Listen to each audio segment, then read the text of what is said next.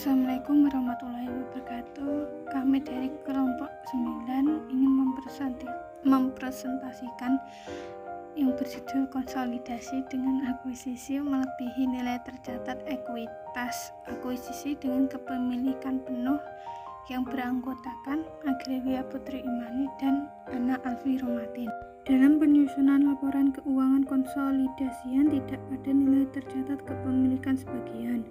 Hal yang perlu diperhatikan adalah keberadaan kepentingan non-pengendali karena keberadaan kepentingan non-pengendali PSAK nomor 65 revisi tahun 2014 mensyaratkan entitas induk untuk menyajikan secara terpisah bagian dari kepentingan non-pengendali pada ekuitas dalam laporan posisi keuangan konsolidasian. Hal ini dimaksudkan untuk menunjukkan kepada pengguna laporan keuangan seberapa bahasa bagian dari aset bersih yang dimiliki entitas anak yang tidak dikuasai oleh entitas induk.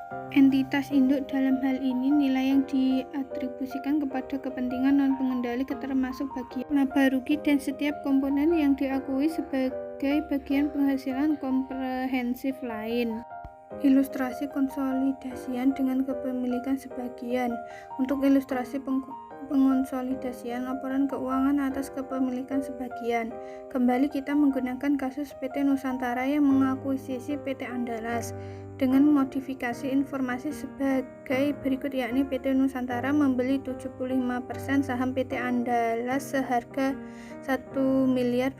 Pada saat dilakukan akuisisi diketahui pula bahwa nilai wajar dari kepentingan non-pengendali adalah 300 juta, sedangkan nilai wajar seluruh aset dan liabilitas PT Andalas adalah 1.400 miliar.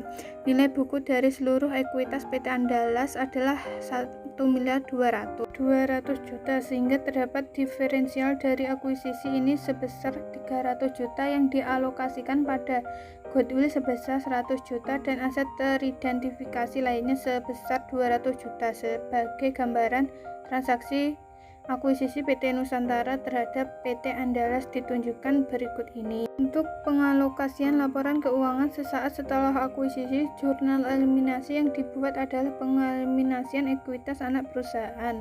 29E, saham biasa PT Andalas di debit 800 juta, saldo laba di debit 400 juta, diferensial di debit 300 juta, investasi pada PT Andalas di kredit 1.200 miliar, kepentingan non-pengendali di kredit 300 juta. Jurnal eliminasi lainnya adalah pengalokasian diferensial nomor 30E, persediaan di debit 50 juta, tanah di debit 210 juta, goodwill di debit 100 juta, diferensial di kredit 300 juta, bangunan dan peralatan di kredit 60 juta. Jurnal pengalokasian diferensial ini mendistribusikan diferensial yang muncul dari transaksi akuisisi. Persediaan mengalami kenaikan nilai wajar dari nilai tercatat sebesar 50 juta. Tanah mengalami kenaikan nilai wajar sebesar 210 juta. Sedangkan bangunan dan peralatan mengalami penurunan nilai sebesar 60 juta. Selain itu, atas transaksi kombinasi bisnis PT Nusantara dan PT Andalas diakui munculnya goodwill senilai 100 juta dan dari selisih antara imbalan yang diserahkan PT Nusantara atas nilai wajar aset bersih PT Andalas dapat terlihat pada jurnal nomor 29E menunjukkan sedikit perbedaan dengan jurnal 19E ketika kepemilikan dipenuhi seluruhnya. Pada kepemilikan sebagian ini, jurnal penghapusan saldo awal investasi memunculkan suatu akun baru, yakni kepentingan non-pengendalian yang mencerminkan hak pemegangan saham non-pengendali atas aset yang dimiliki entitas anak. Laporan posisi keuangan konsolidasian PT Nusantara dan entitas anak sesaat setelah transaksi akuisisi dapat dilihat pada gambar 4.6 berikut ini. Terlihat dari hasil yang tertera pada total aset, jumlah aset konsolidasian tidak mengalami perubahan dibandingkan jumlah aset konsolidasian ketika akuisisi dilakukan pada nilai tercatat. Hal yang membedakan adalah komposisi aset yang sekarang dimiliki konsolidasian sedikit berbeda dengan yang ditunjukkan pada gambar ketiga. pengonsolidasian pada gambar 4.6 menunjukkan bahwa PT Nusantara dan anak perusahaan kali ini memiliki nilai persediaan dan tanah yang lebih tinggi, serta bangunan dan peralatan yang lebih rendah sebagai dampak perubahan nilai wajar aset-aset tersebut. Selain itu, muncul akun lain yakni Goodwill untuk mencatat pengakuan kelebihan biaya investasi atas nilai wajar aset bersih yang dikeluarkan perusahaan induk PT Nusantara saat mengakuisisi anak perusahaan PT Andalas. Selain itu, muncul pula suatu akun baru yakni kepentingan non-pengendali yang menjadi cerminan besarnya hak non-pengendali atas aset-aset yang dimiliki oleh anak perusahaan. Konsolidasian pada periode akuisisi melanjutkan ilustrasi akuisisi yang dilakukan oleh PT Nusantara terhadap PT Andalas. Tabel 4.10 menyediakan informasi neraca saldo kedua perusahaan per 31 Desember 2015. Dengan informasi yang sama, diketahui bahwa selama tahun berjalan, PT Nusantara mengumumkan dan membagikan dividen sebesar 300 juta, sedangkan PT Andalas mengumumkan dan membagikan dividen sebesar 50 juta. PT Nusantara sebagai perusahaan yang memiliki PT Andalas akan mencatat transaksi terkait penerimaan dividen dari anak perusahaan sebagai berikut ini. Contohnya sebagai berikut ini. Selama tahun berjalan, PT Andalas melaporkan perolehan laba bersih sebesar 200 juta yang dapat dihitung dari menjumlahkan seluruh pendapatan lalu dikurangi seluruh beban yang dilaporkan. Atas laba bersih yang dilaporkan ini, PT Nusantara sebagai pemilik dapat mengakui perolehan pendapatan sebesar porsi kepemilikan atas PT Andalas berdasarkan metode ekuitas sebagai berikut. 31 Desember 2015, investasi pada PT Andalas didebit sebesar 150 juta. Bagian laba atas PT Andalas dikredit sebesar 150 juta. Selain itu, untuk mengakui penghapusan diferensial yang terjadi selama periode berjalan, maka PT Nusantara akan mencatat jumlah sebagai berikut. Bagian laba atas PT Andalas didebit sebesar 50 juta. Investasi pada PT Andalas dikredit sebesar 50 juta.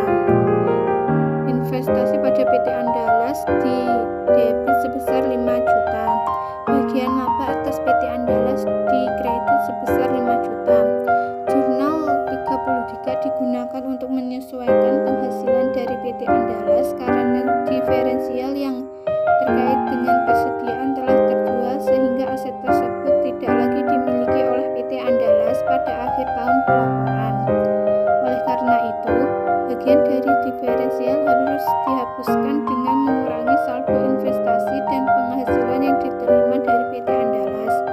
Sementara itu, jurnal 34 digunakan untuk menyesuaikan diferensial terkait nilai wajar bangunan dan peralatan yang lebih rendah dibandingkan nilai bukunya. Diferensial sebesar Rp 60 juta akan dialokasikan kepada sisa masa manfaat aset yakni 12 tahun. Maka setiap tahunnya diferensial akan diamortisasi sebesar 5 juta. 60 juta dibagi 12. Hal ini dilakukan untuk memenuhi prinsip matching cash yang mensyaratkan untuk mencocokkan biaya terhadap penghasilan yang diakui. Pada tabel 4.11 ditunjukkan perhitungan pengalikasian kepemilikan atas PT Andalas. Dari tabel tersebut dapat terlihat bahwa kepemilikan atas PT Andalas sebagian 75% dikuasai oleh PT Nusantara sebagai perusahaan pengendali. Kepemilikan PT Nusantara atas tanah, persediaan bangunan dan peralatan serta goodwill. Adapun mutasi per pos disajikan pada setiap kolom pada tabel 4.1. Untuk akuisisi pada nilai tercatat baik transaksi terkait pembagian dividen oleh entitas anak kepada entitas induk maupun transaksi terkait pengakuan penghasilan dan dari entitas anak akan dieliminasi. Jurnal eliminasi yang dibuat mengeliminasi segala pengakuan penghasilan investasi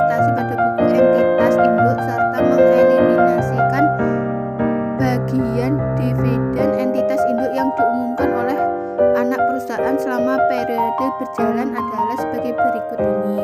Selain itu, karena saat ini PT Andalas tidak dimiliki sepenuhnya oleh PT Andalas, maka terdapat bagian atas pendapatan yang diakui maupun dividen yang dibagikan oleh PT Andalas yang kemudian diakui oleh pemilik non-pengendali atas pengakuan yang dilakukan oleh kepentingan non-pengendali tersebut, maka jurnal eliminasi yang perlu dibuat disajikan pada jurnal 36E sebagai berikut ini. Jurnal eliminasi lain yang perlu dibuat yaitu jurnal yang digunakan untuk menghapus kepemilikan PT Nusantara, entitas induk atas PT Andalas, entitas anak, serta ekuitas aset bersih dari PT Andalas pada awal periode konsolidasi. Jurnal eliminasi ini juga diakui munculnya diferensial untuk mengakui adanya perbedaan antara konsiderasi nilai wajar yang dikeluarkan oleh PT Nusantara dengan nilai buku aset bersih dari PT Andalas pada saat melakukan investasi awal. Selain itu, bagian kepentingan non-pengendali mencerminkan hak pemilik PT Andalas yang sahamnya tidak diakui oleh PT Nusantara.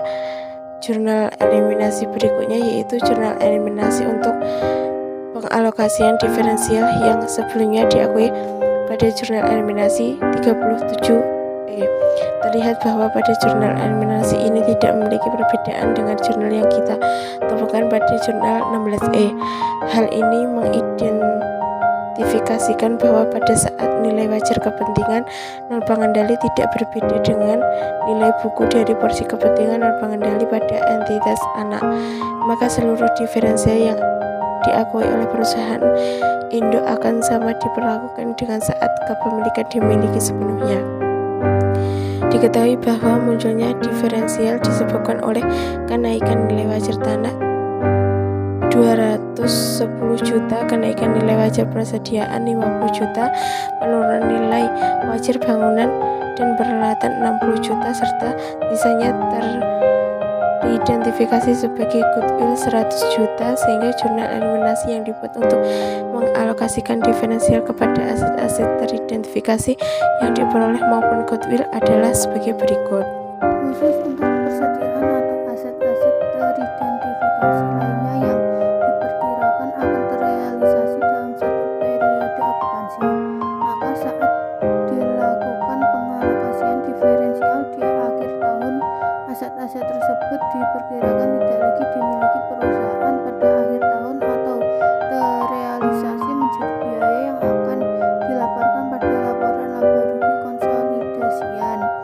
Pencatatan beban pokok penjualannya yang dilakukan PT Andalas adalah tepat untuk laporan keuangan tersendirinya, tetapi dari sudut pandang konsolidasian, beban pokok penjualan adalah lebih tinggi sebesar 50 juta dan akan menjadi tambahan beban pokok penjualan yang harus diperhitungkan dalam menghitung beban pokok penjualan konsolidasi. Selain itu, untuk aset-aset yang mengalami penyusutan dicatat pula penyusutan tambahan pengurangan yang disebabkan pengalokasian diferensial terhadap aset yang mengalami penyusutan tersebut hingga aset tersebut tersusutkan sepenuhnya. Dalam kasus ini karena terjadi penurunan nilai wajar dari bangunan dan peralatan sebesar 60 juta, penurunan nilai wajar tersebut akan dialokasikan selama masa manfaat tersisa dari bangunan dan peralatan yakni 12 tahun, maka terdapat pengurangan nilai penyusutan sebesar 60 juta dibagi 12 sama dengan 5 juta. Jurnal eliminasi yang diperlukan yaitu sebagai berikut. Selanjutnya, tabel 4.12 menyajikan kertas kerja konsolidasian untuk PT Nusantara dan entitas anak. Pada tabel tersebut dapat terlihat proses penyusutan laporan keuangan konsolidasian menggunakan bantuan kertas kerja konsolidasian dengan prosedur yang telah dijelaskan sebelumnya. Berdasarkan kertas kerja konsolidasian pada tabel 4.12 dapat kita lihat bahwa laba bersih konsolidasian PT Nusantara dan anak perusahaan untuk periode yang berakhir 31 Desember 2015 adalah 705 juta Sedangkan saldo laba konsolidasian per tanggal 31 Desember 2015 adalah 1.905 juta. Adapun perhitungan laba bersih konsolidasian untuk PT Nusantara dan anak perusahaan adalah sebagai berikut. Untuk periode setelahnya, prosedur konsolidasian laporan keuangan yang perlu dilakukan adalah sama dengan penjelasan yang telah diberikan pada bagian-bagian sebelumnya pada bab ini. Biaya transaksi akuisisi, biaya transaksi yang terkait proses pengakuisisian suatu perusahaan sangat besar kemungkinannya untuk dikeluarkan oleh pihak pengakuisisi. Biasanya transaksi terkait akuisisi dapat berupa biaya maklar, biaya hukum dan konsultasi, biaya administrasi umum, serta biaya pendaftaran maupun penerbitan efek jika pengakuisisian menggunakan instrumen utang atau ekuitas.